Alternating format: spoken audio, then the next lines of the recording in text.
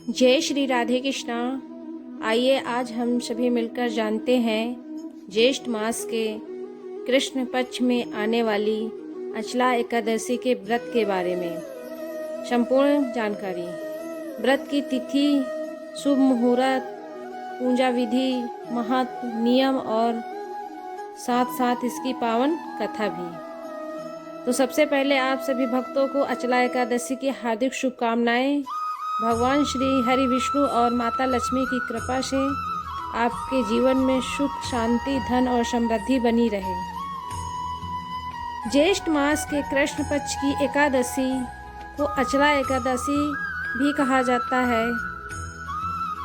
इसे अपरा भी कहा जाता है। यह व्रत सभी पापों को नाश करने वाला और अक्षय पुष्प देने वाला माना गया है। अचला एकादशी व्रत की पौराणिक कथा के अनुसार प्राचीन समय में महिष्मती नगरी में एक अत्यंत धर्मात्मा राजा राज्य करता था, जिसका नाम था राजा महिध्वज। वह भगवान विष्णु का परम भक्त था और सदा धर्म के मार्ग पर चलता था। लेकिन उसका एक छोटा भाई था जिसका नाम था वज्रध्वज। वह अत्यंत क्रूर, पापी और अधर्मी स्वभाव का था। उसे अपने बड़े भाई की धर्मपरायणता और लोकप्रियता में बहुत ईर्ष्या होती थी। एक दिन ईर्ष्या और द्वेष के कारण उसने अपने ही भाई राजा महिध्वज की हत्या कर दी और उसका शव जंगल में एक पीपल के वृक्ष के नीचे दबा दिया। उस पाप के कारण राजा महिध्वज की आत्मा को शांति नहीं मिली और वह प्रेत योनि में भटकने लगा। वह उसी पीपल के वृक्ष पर रहने लगा और अत्यंत कष्ट भोगने लगा। कुछ समय बाद एक महान तपस्वी ऋषि उस वन में आए। उनका नाम था धौम्य ऋषि। उन्होंने अपनी दिव्य दृष्टि से उस प्रेत की स्थिति को जान लिया। ऋषि ने प्रेत से पूछा, हे आत्मा, तुम इस दुखद अवस्था में क्यों भटक रहे हो? तब प्रेत ने अपनी पूरी कहानी सुनाई और अपने भाई द्वारा किए गए पाप का वर्णन किया। ऋषि को उस पर दया आई और उसने कहा, हे राजन, तुम्हारे उद्धार का एक ही उपाय है, अचला एकादशी का व्रत करो। ऋषि धौम्य ने विधिपूर्वक अचला एकादशी का व्रत किया और उसका पुष्प फल उस प्रेत को अर्पित कर दिया। व्रत के प्रभाव से तुरंत ही प्रेत योनि से मुक्ति मिल गई और राजा महिध्वज को दिव्य शरीर प्राप्त हुआ। वह स्वर्गलोक में चला गया। अब आइए इस व्रत का महत्व बतलाते हैं।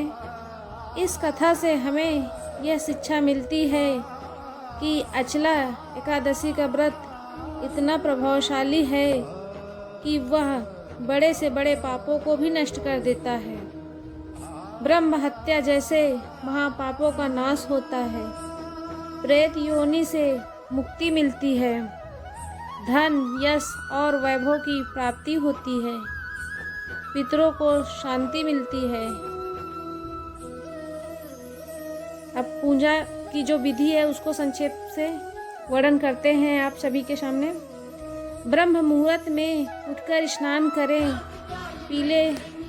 स्वच्छ पीले वस्त्र धारण करें, भगवान विष्णु का ध्यान करें, जल पंचामृत से अभिषेक करें, तुलसी दल, पीले पुष्प अर्पित करें, धूप, दीप और आरती करें। अब भगवान को क्या भोग लगाएं, इस पे भी चर्चा करते हैं। इस दिन भगवान विष्णु को विशेष रूप से ककड़ी यानी खीरा, गुड़, दूध से बनी मिठाई, मौसमी फल, तुलसी दल के साथ भोग लगाएं। अब इस व्रत का क्या नियम है वो भी उसका भी वर्णन करते हैं। दशमी से ही सात्विक भोजन करें, झूठ, क्रोध और निंदा से दूर रहें, ब्रह्मचर्य का पालन करें, पूरे दिन भगवान का स्मरण करें। व्रत का पारण कैसे करना चाहिए? द्वादशी तिथि में हरिवासर के बाद व्रत का पारण करें। पारण का समय जो है तिल, जल, फल या तुलसी दल से व्रत खोले। अब इस कथा का समापन करते हैं। समापन का संदेश आप लोगों के सामने प्रस्तुत करते हैं। तो भक्तों, इस प्रकार अचला एकादशी का व्रत करने से सभी पापों का नाश होता है और जीवन में सुख समृद्धि आती है। अंत में यही प्रार्थना है कि भगवान श्री हरि विष्णु आप सभी पर अपनी कृपा बनाए रखें। जय श्री हरि विष्णु, जय श्री राधे कृष्णा। अगर आपको ये वीडियो पसंद आई है तो लाइक करें, शेयर करें, सब्सक्राइब करें। जय श्री राधे कृष्णा। धन्यवाद।